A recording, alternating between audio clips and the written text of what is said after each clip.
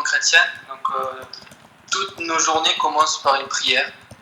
Une petite prière qui dure 5-10 minutes pour pouvoir justement consacrer toute notre journée à notre mission. Donc la journée type, c'est plutôt, on a beaucoup d'activités diverses et variées. Mais principalement, l'association s'occupe d'enfants. On mise sur la jeunesse.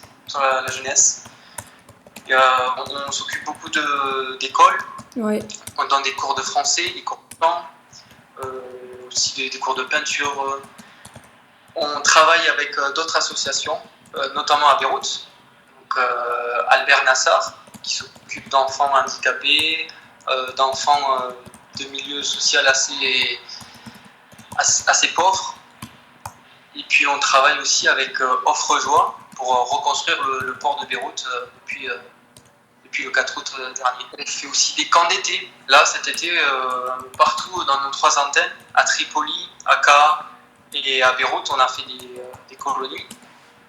Principalement à Abeille et à Maïfouk, donc c'est au Chouf, c'est magnifique, c'est la plus belle région du Liban. Ça permet un peu de changer les esprits des enfants qui sont les premiers touchés par la crise. Il y a 80% des écoles au Liban, principalement l'éducation au Liban, c'est surtout les écoles catholiques. Et 80% de ces écoles catholiques risquent de fermer.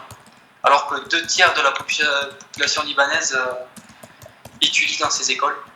Donc SOS Chrétien d'Orient aide 20 écoles au Liban. On paye les bourses pour l'année et on donne du matériel à toutes ces écoles. Et les enfants ils sont très touchés parce que à cause de la crise ils peuvent plus trouver d'autres activités, ils peuvent plus aller au stade, ils peuvent plus aller au cinéma, ils peuvent plus sortir avec leurs amis. Donc l'école ça permet un peu de voir autre chose. Et puis c'est au Liban les jeunes ont conscience de l'importance de l'éducation.